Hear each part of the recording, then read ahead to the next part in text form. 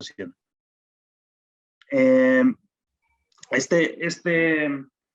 Este artículo 123 es el más importante en cuanto a estos términos de seguridad e higiene, y es el artículo en el cual nos tenemos que basar en conocer todas y cada una de las fracciones que este tiene para los que nos dedicamos o nos gusta el tema de seguridad. Y principalmente nos tenemos que basar en 3 fracciones. En 3 fracciones está resumido los derechos y obligaciones que tiene un patrón y un trabajador a seguir en esa relación laboral dentro de una empresa, ¿no? Entonces, tenemos que la fracción 13 de este artículo 123 nos dice que las empresas, cualesquiera sea su actividad, van a tener la obligación de proporcionar a los trabajadores la capacitación y adiestramiento para el trabajo.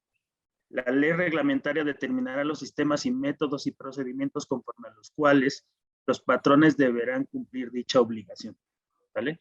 Esto es importante, que todos y cada uno de los trabajadores deben de tener esta capacitación, ¿no? Aquí podremos entrar en detalle y ahondar más el tema. Cuando hablamos de trabajadores, hablamos de los trabajadores que están contratados directamente por parte de la empresa, pero también hablamos de contratistas, ¿no?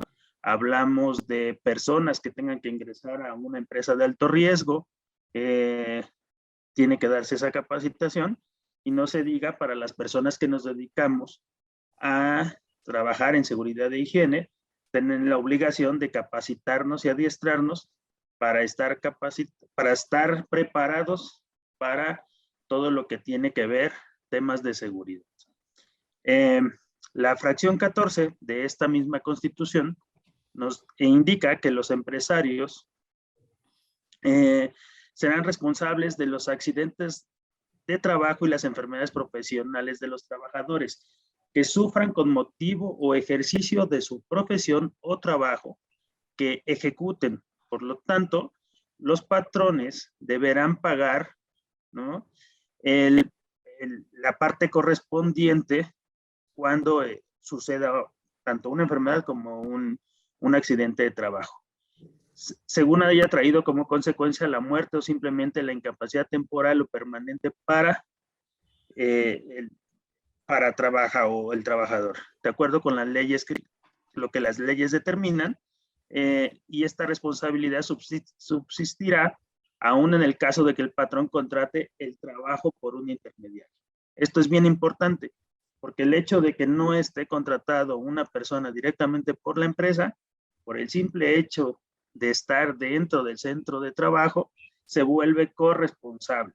Y si no hay una documentación en la cual sustente esa relación, se vuelve 100% responsable, ¿no? Fracción 15 de esta misma Constitución nos habla acerca de que el patrón estará obligado a observar, de acuerdo con la naturaleza de la negociación, los preceptos legales sobre higiene y seguridad, que ya hablábamos que ya es la parte de salud, en las instalaciones de su establecimiento, y adoptar las medidas adecuadas para prevenir accidentes en el uso de maquinaria, instrumentos y materiales de trabajo, así como organizar de tal manera que resulte la mayor garantía para la salud y la vida de los trabajadores y del producto de la concepción. Esto incluye a menores de edad, mujeres embarazadas, ¿no? Madres lactantes. Madres lactantes, personas con discapacidad, ¿no? Que hoy en día ya también se está reforzando mucho en ese sentido, ¿no? Y las leyes tendrán al efecto las sanciones procedentes en cada caso, ¿no? Entonces, en este sentido, este artículo 123 se vuelve muy importante o es la base importante de la seguridad y salud. De ahí la siguiente parte de la pirámide que nosotros conocemos, la pirámide de la legislación en seguridad y trabajo, viene siendo la Ley Federal del Trabajo, ¿no? La Ley Federal del Trabajo es un documento que viene a ser más amplio de lo que nosotros conocemos en la Constitución. Es una derivación de los artículos de la Constitución donde se describe y se desarrolla ahora sí todos los derechos y obligaciones de los patrones y trabajadores. Ahí sí es 100% relación patrón-trabajador. Dentro de esta Ley Federal del Trabajo, ¿no?, tenemos los títulos, y dentro de estos títulos existen las relaciones que va a haber entre el patrón y trabajador, los derechos que va a tener el trabajador al momento de tener una relación o una vinculación con la empresa y el patrón, y viceversa, el patrón que platicábamos ayer, ¿no? Nosotros resaltamos 3 artículos que son importantes en este sentido, y que es el artículo 473, donde nos habla acerca de los riesgos de trabajo, ¿no?, que van a ser los accidentes y enfermedades a que están expuestos los trabajadores en ejercicio o con motivo en su trabajo, ¿no? El 474 que nos habla del accidente de trabajo, ¿no? En esto nos habla que es toda lesión orgánica o perturbación funcional inmediato posterior a la muerte producida repentinamente en ejercicio con motivo en el trabajo, cualesquiera que sean el lugar y el tiempo en que se preste, ¿no? Quedan incluidos en la definición anterior los accidentes que produzcan al trasladarse al trabajador directamente de su domicilio al lugar de trabajo y de a aquel. Aquí es importante, y lo mencionaba ya la doctora Marcela, ¿no? Tenemos clasificados 2 tipos de accidente cuando hablamos de la vida laboral. Tenemos el accidente de trabajo, que es con origen o motivo en el trabajo, ¿no? Ya al finalizar vamos a platicar acerca de la Gaceta y de la pregunta que nos hacían ayer con respecto a cuando tenemos una desaparición forzada o una lesión o un daño por el crimen organizado, pero cuando hablábamos de que es con motivo o origen en el trabajo, pues prácticamente pasa a ser como de la parte laboral, ¿no? Sí, ya está tipificado como riesgo de trabajo.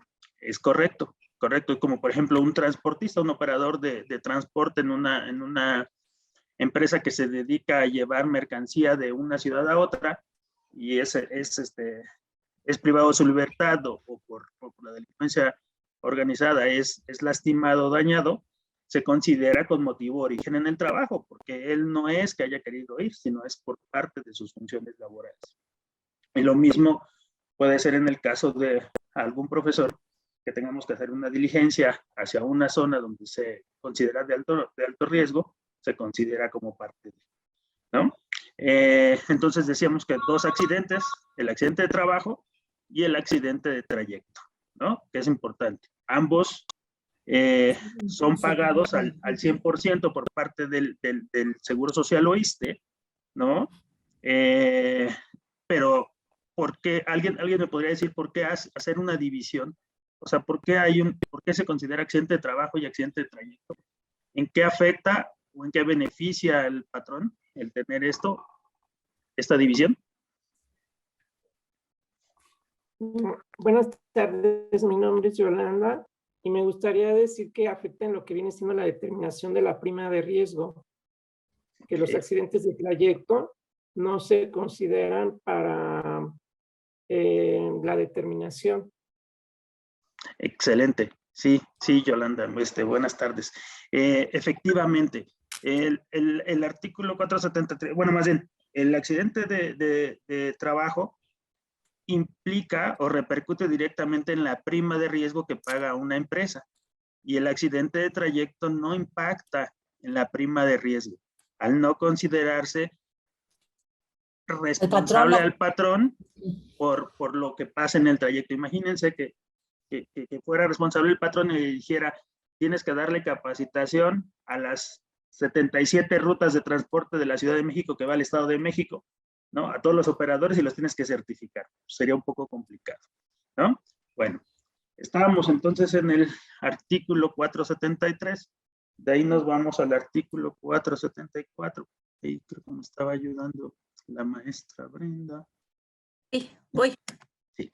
El mismo archivo, ¿verdad? Sí, por favor. Muchas gracias. Sí, de nada. En el 475, ¿verdad? Estábamos con la enfermedad de trabajo, ¿no? La enfermedad de trabajo, pues es todo estado patológico derivado de una acción continua de una causa que tenga origen o motivo en el trabajo y en el medio en el que el trabajador se ve obligado a prestar sus servicios, de la misma manera, ¿no? Aquí nosotros tenemos que tener en consideración que vamos a tener dos tipos de clasificación de enfermedades. Las enfermedades de trabajo y la enfermedad general, ¿no?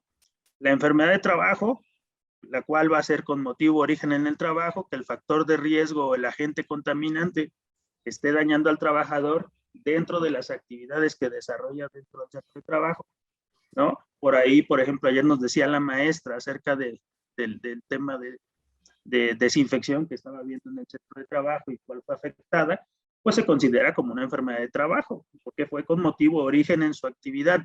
A lo mejor no es algo que se haga cotidianamente, pero al ser parte de, se considera, ¿no? Y aquí... Sucedió en el trabajo y por lo tanto es en ejercicio de su trabajo. Correcto, también decían las ergonómicas por acá, efectivamente, todo lo que tenga que ver con factor de riesgo, ayer platicaban de el tiempo que estábamos a veces sentados en frente de una computadora, el tema del uso del teclado, del mouse, se consideran como parte de enfermedades de trabajo, ¿no? Y la enfermedad general, aquí es muy importante el tema de la enfermedad general, o sea, todo accidente, y aquí me voy a remontar al artículo anterior, todo accidente ocurrido fuera de nuestro horario laboral o que no tenga origen o motivo en el trabajo, el seguro o el ISSSTE lo va a determinar como enfermedad general. Esto va a tener una repercusión importante para el trabajador porque reduce en un 40% el pago durante su incapacidad, ¿no? Y algo muy importante también que mencionaban ayer, ¿no? Yo sufro un accidente o una enfermedad de trabajo y no me presento ante el ISSSTE o el Seguro Social, ¿no? ¿Por qué? Pues porque la empresa es muy buena gente el patrón, y en lugar de que me vaya al Seguro Social el ISSSTE, me manda a un hospital privado que tiene una mejor atención, yo decido ir, no lo reporto ante el Seguro Social o el ISSSTE, entonces cuando por alguna situación que tenga una complicación y tengas que hacer otra cirugía, tengas que darle continuidad al daño ocasionado por ese accidente o enfermedad, ya no se va a clasificar ni como accidente de trabajo, ni como enfermedad de trabajo, sino como enfermedad general, ¿no? Y eso te va a repercutir el 40% del salario. Pero aquí es importante, eso no implica que no te va a dar atención ni el seguro ni el ISSSTE. Te van a seguir dando la atención y las cirugías que tú tengas que tener. Sin embargo, tienes una afectación en tu economía, ¿no? Y eso es muy importante. Y ya lo mencionaban ahí. Perdón tantito, Adán Poli, aquí era lo importante, que es importante ir a recibir la atención médica el mismo día que sufrimos el riesgo de trabajo. Por ahí alguien me decía que si no iban al seguro, al ISSSTE, que no se la reconocían. La propia ley federal nos otorga el derecho de que podemos nosotros decidir a dónde ir a la atención médica, pero si esa nota tenemos que solicitar un resumen médico, les decía yo ayer, con el logotipo del lugar donde nos atendieron, datos del médico que da la atención, como nombre completo, dirección, número de cédula, su firma y etcétera, ¿no? Por supuesto, el diagnóstico, tiempo de incapacidad, o sea, tiene que traer varias cosas. Es la presentación donde describe al paciente femenino, masculino, de edad, de tantos años de edad, la cronológica aparente o no, la cronológica si es aparente o no con la realidad, con la real, perdón, la cronológica si es o no aparente con la real. No hay quien tiene 70 años y aparenta 50, o al revés. Bien, y describir ahí entonces la presentación, qué síntomas refiere el paciente, lo que el médico observa, es una mnemotecnia PSO, el análisis que hace, ahí es donde pone el diagnóstico y luego el plan a seguir, PSOAP. Entonces, presentación, sintomatología, observación, análisis y el plan, o sea, el tratamiento. Requiere incapacidad, requiere inmovilización, requiere cirugía, solo requiere tratamiento médico, solo fue un esguince sencillo y no requiere más que 2 semanas estar en reposo con un vendaje elástico sencillo, o fue fractura y requiere cirugía y colocación de clavo, de tornillo, etcétera. Ahí ya indican qué. Y entonces con esa nota, el familiar o el trabajador, si está en posibilidades, de no estar en posibilidades un familiar, puede acudir con esa nota con su médico familiar para informar de la situación.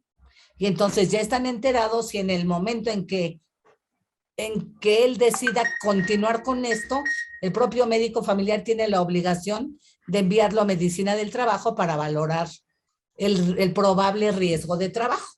Y lo que también quiero hacer énfasis es que cuando vamos al servicio médico, sea particular, el ISSSTE o el que sea, nos entregan la nota, ahí mismo leerla para que digan lo que yo dije, estando como nos decía ayer la doctora, creo que era Fabiola, que estaba en su centro de trabajo y fumigaron y ella estaba presente. O sea, yo quiero que quede en la nota así como yo lo estoy diciendo, porque fíjese que me caí, porque estaba el piso mojado, la señora de intendencia no puso ahí la señalización de no pasar, y yo no me percaté y me resbalé. Pero en mi centro de trabajo durante mi jornada. No es que sufre caída de su propia altura, pero nunca dice que en su centro de trabajo y en su hora de jornada. Entonces, por no poner eso, ya no se lo dictaminan como riesgo de trabajo. Entonces, es importante ir el mismo día y leer que diga lo que estamos diciendo. Y cuando se levante el acta administrativa, si es que fue en la escuela, aquí me está enviando un mensaje también la misma doctora Fabiola, que nos piden testigos para el acta administrativa. Y si no hay testigos, ¿qué vamos a hacer? Ella estaba en su cubículo al interior. Yo no sé si hubo testigos o no. Pero puede tener por ahí en el archivo, alguien tendrá que contrataron a una empresa para fumigar a tal hora, tal día, y la maestra puede comprobar con su tarjeta de checar entrada y salida que ella estaba en su lugar de trabajo. Bien. Seguimos entonces con el marco normativo, ¿no? Derivado de esta ley federal, o sea, estábamos con la Constitución, posteriormente la Ley Federal del Trabajo, y de la Ley Federal del Trabajo se remite a lo que es el Reglamento Federal de Seguridad y Salud en el Trabajo, que es el vigente hoy en día, que es el 2014. Ahí se resumen todo lo que tiene que ver el marco normativo en materia de seguridad y salud en el trabajo dentro de un centro laboral. Pero aquí es muy importante decirles que para que se entienda un poquito mejor, el reglamento anterior, que es el Reglamento Federal de Seguridad e Higiene en el Trabajo, que fue publicado en el año de 1997, a pesar de que se descontinúa cuando sale publicado el 2014, tiene conceptos muy importantes que se complementa uno del otro. O sea, como recomendación es que ustedes puedan revisar los dos. Revisar los dos, obviamente que el que manda es el más vigente, pero sí que tengan en consideración los dos. Este reglamento es extraído de la Ley Federal del Trabajo, que a su vez es de la Constitución. Para aquellos que tienen que ver mucho con temas de seguridad e higiene, desde mi humilde opinión, es el documento base específicamente para temas de seguridad y salud en el trabajo. ¿Por qué? Porque viene siendo el extracto de la Constitución y de la Ley Federal del Trabajo. Este documento, si me preguntan a mí, yo les diría que es un documento que sí deben de leer muy bien, porque esto es la base de la cual no se nos puede ir nada, ¿no? Sin embargo, este reglamento, la Ley Federal del Trabajo y la Constitución nos dice exactamente los derechos y obligaciones de patrón y trabajador. Pero existía un tema importante en este sentido. Los empresarios tenían una inquietud o inconformidad, de cierta manera, con la Secretaría del Trabajo y decían, oye, está perfecto. O sea, yo sé que tengo obligaciones y derechos como patrón y el trabajador los tiene también, pero necesito que me ayudes a saber cómo cumplir con eso que tú me estás pidiendo en el reglamento, en la ley o en la Constitución. ¿Qué es lo que se hace entonces? Que se generan lo que conocemos como las normas oficiales mexicanas. Las normas oficiales mexicanas es el siguiente documento, ¿no? Que va a estar dentro de esta pirámide de la legislación, ¿no? Y las normas oficiales mexicanas las vamos a tener clasificadas en 5 categorías. Estas 5 categorías. Perdón, tantito. Brenda, le subes por donde en este documento aparece, creo, la clasificación de las normas, si no me equivoco. Ahí están. Sí, ahí están. Ahí empieza. Gracias. Las primeras normas o la primera clasificación tiene que ver con las normas de seguridad. Las normas de seguridad van enfocadas principalmente a los trabajos, los peligros o riesgos que representan accidentes de trabajo o pueden representar accidentes de trabajo, ¿no? Y ahí vamos desde las instalaciones, que es la norma 1, hasta hoy en día de las normas más vigentes, que es la norma 34, que tiene que ver con actividades de trabajadores con discapacidad, ¿no? En la adecuación o modificación para que sean amigables y sean accesibles para todo trabajador, ¿no? Luego tenemos las normas de salud, que estas normas de salud son normas que van encaminadas a agentes contaminantes que en su mayor porcentaje nos pueden generar enfermedades de trabajo. No quiere decir que no nos puedan generar accidentes, también nos pueden generar accidentes, pero el mayor porcentaje va encaminado a enfermedades. Luego tenemos... Perdón, tantitito, perdón. Y entre estas dos, bueno, lamentablemente también puede tener como consecuencia la muerte. Correcto. Que también generalmente ni la Constitución, ni la ley federal, ni el reglamento, ni las normas, por algún motivo casi no mencionan esa palabra, pero que a veces lamentablemente la consecuencia del riesgo de trabajo, lamentablemente a veces es la muerte, ¿no? Perdón por la interrupción, adelante, No, Adam. Gracias. No, adelante, sí.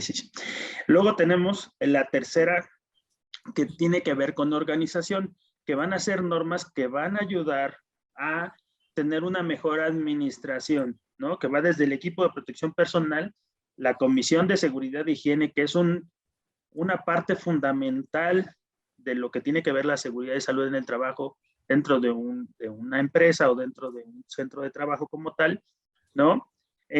Y normas como la norma 30, que nos habla de los servicios preventivos de seguridad y salud en el trabajo, que nos habla de la obligatoriedad que tiene el patrón de tener un representante de seguridad e higiene, ya sea interno o externo, que apoye para verificar que estemos dando cumplimiento a estas normas que apliquen dentro del centro de trabajo. Y luego, el último, que tiene que ver con normas específicas. Las normas específicas van a ir encaminadas al tema de empresas que son muy especializadas con la actividad que desarrollan, ¿no? O riesgos muy específicos, como puede ser la fabricación de plaguicidas y fertilizantes, trabajos en minas, ¿no? O construcción, por ejemplo, que hace más o menos 12 o 13 años, era de los riesgos de trabajos más importantes que representaban en el Seguro Social. Por eso es que se genera esta norma.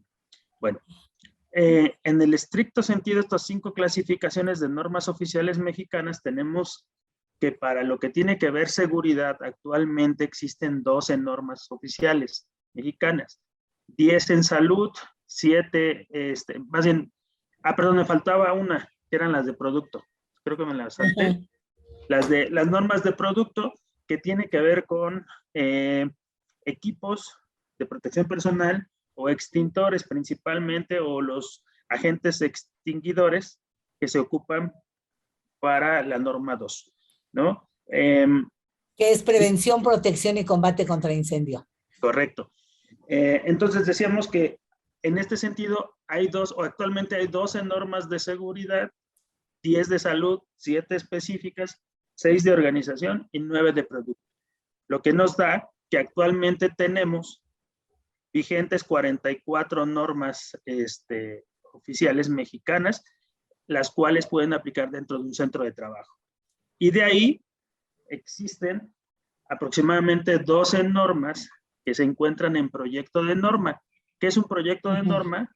Es alguna norma nueva que se está generando, como pueden ser, les puedo hablar de 3, la norma 37 que se está revisando para todo lo que tiene que ver con servicios preventivos de medicina en el trabajo, que eso es muy importante. Se empezó a revisar desde el año 2018. En teoría está por... Todavía no aterriza. Exacto, pero esa va a ser muy importante porque va a ser como el complemento de la norma 30. Tenemos la norma 38 que tiene que ver con equipo motorizado o conducción de vehículos motorizados.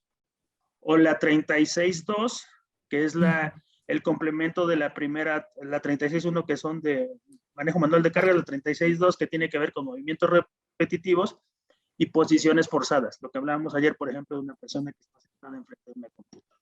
Con los factores de riesgo ergonómicos. Exacto. Y les puedo hablar de una norma, por ejemplo, la 5, que creo que desde hace 20 años está en la norma es 1998, ¿no? Ha hecho que se descontinúen otras normas y sigue en proyecto de norma desde hace muchos años, ¿no? Y lleva 3 proyectos de norma y no la logran actualizar, ¿no? Y en ese sentido va. Bueno, estas normas oficiales mexicanas es el documento en el cual se va a basar el patrón y el trabajador para ver exactamente qué es lo que tienen que cumplir.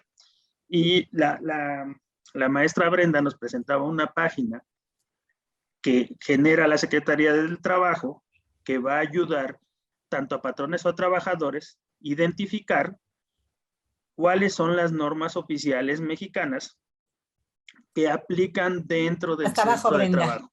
No, ahí está perfecto. Ah, bueno. Ahí, si ustedes se fijan, tienen cuatro pestañas. La que dice marco normativo, asistente de identificación de normas, consulta de normas y consulta de definiciones. El marco normativo es lo que ahorita platicamos, ¿no? O sea, cómo está constituido esta clasificación de las normas, qué normas existen, que existen los 5 grupos y todas las normas que platicamos. El asistente de identificación de normas va a ser una herramienta en la cual tú vas a poder accesar de 2 maneras, con registro y sin registro. ¿A qué se refiere esta parte? Hoy en día, la Secretaría del Trabajo y Previsión Social, por medio del registro patronal y por medio de los datos de la empresa, ya te da una cuenta y una clave, una contraseña, para poder ingresar al sistema y poder hacer tu identificación de normas de manera oficial, donde identifique que tú como empresa estás haciendo el registro. Pero resulta que yo como empresa digo, no, yo no quiero tener nada de relación con la Secretaría del Trabajo, no quiero que sepa que existo, entonces lo puedo hacer sin registro. Y sin registro, yo puedo poner el nombre ficticio de cualquier empresa, puedo decir que estoy en cualquier parte de la República, ¿no? Y contestando la serie de preguntas que son muy sencillas, sabrás cuáles son las normas que te aplican dentro del centro de trabajo. Desafortunadamente, esta plataforma no está actualizada. Hay como 6 o 7 normas que todavía no están dentro del marco del asistente de identificación. Sin embargo, es una gran ayuda y ustedes van a tener de entre un 80 a un 85% de acercamiento de las normas que aplican dentro del centro de trabajo, ¿no? Y ahí arriba nos dice que es un sistema de autogestión. La Secretaría del Trabajo también crea todas estas herramientas en conjunto con un sistema de autogestión que se conoce como el PASAT, para que las empresas firmen un convenio con la Secretaría del Trabajo y de forma voluntaria le den cumplimiento a la parte normativa. Cuando haces ese trabajo, tú puedes no solamente hacer la parte del análisis de norma, de normas que te aplican, sino también tienes la posibilidad de hacer análisis de riesgo y planes de trabajo para el cumplimiento en materia de seguridad y salud en el trabajo, e incluso tener un programa de seguimiento al cumplimiento en materia del cumplimiento normativo, ¿no? Pero es siempre y cuando firmes ese convenio. Y es un convenio a 3 años en el cual te libran de toda sanción o multa durante esos 3 años de implementación, pero sí tienes que tener el compromiso de cumplirlo al 100%. Aquí ya nada más así como haciendo un resumen de lo que el ingeniero Adán Paul Valdespino nos mencionó, nos habló, pues de la pirámide que se conoce como base o fundamento legal para el marco jurídico de la seguridad y la salud en el trabajo. La base, por supuesto, bueno, la base en el sentido de qué es lo que sustenta, porque hay quien la pone al revés en la cúspide de la pirámide, porque está en el primer nivel, ¿no? Hay ya cuestión de gusto de cómo acomodar lo que tiene más peso, ¿no? Si está en la base porque es el sustento, pero bueno, todos sabemos que la Constitución Política de los Estados Unidos Mexicanos tiene la máxima jerarquía en cualquier cuestión legal, en cualquier cuestión jurídica de nuestro país, y que se supone que nada debería de contravenir lo que dice la Constitución. Pero bueno, tenemos el mejor o peor ejemplo, ¿no? La ley del ISSSTE del 2007, que va contra lo que dice la Constitución, en fin.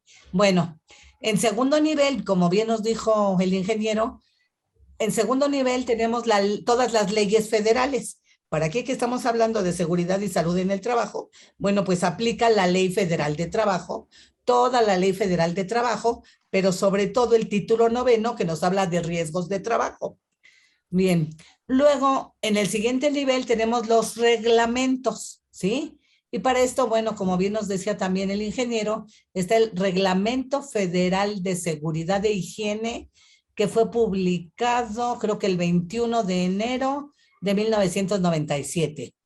Y ese ya no está vigente, pero trae mucha información.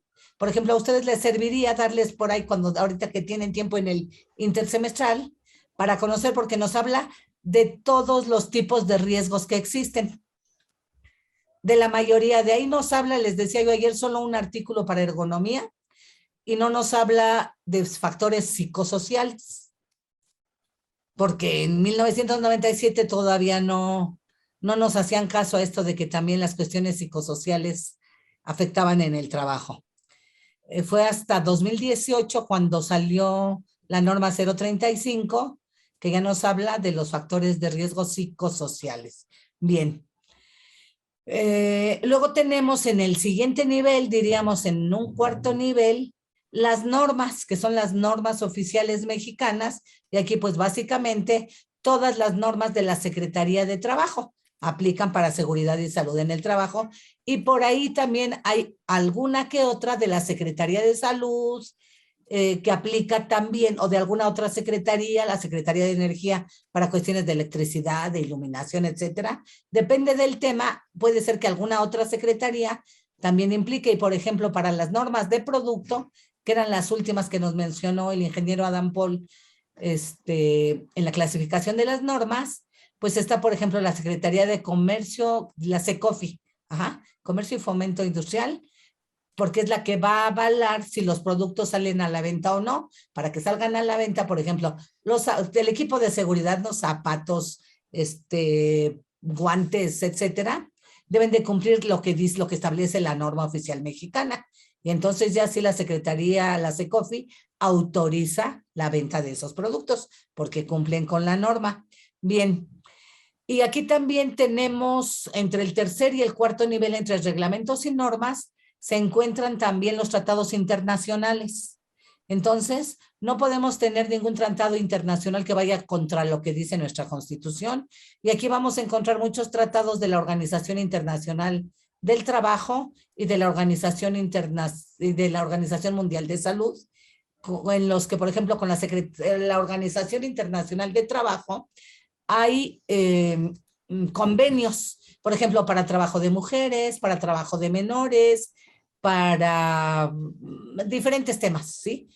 Son muchos los convenios, entonces igual, hoy con el poder de nuestro clic, encontramos todo en línea. Bien, básicamente era así como para concluir el tema del marco jurídico. Y no sé si quieras agregar algo más, Adán Paul, Brenda, Dorita. Se me pasó algo, maestra, importante, que ahorita ya lo comentó. Existen dos tipos de normas. Nosotros hablamos de las normas oficiales mexicanas, ¿no? Que al hablar, o siempre que vemos una norma oficial mexicana, es una norma que rige en el territorio nacional de la misma manera en cualquier parte de la República, para cualquier centro de trabajo que aplique. Y cuando hablamos de las normas MX, que son normas de referencia y que no tienen un carácter obligatorio, sino más bien son de consulta o son normas que probablemente más adelante se vuelvan oficiales, ¿no? Son como, vienen siendo como recomendaciones. Correcto. O guías. Y las oficiales mexicanas, de acuerdo a los riesgos que estén presentes en el centro de trabajo, el riesgo que aplique para esa empresa, de acuerdo a sus riesgos, pues será obligación cumplir con las normas. Exacto. Gracias, Adán Paul.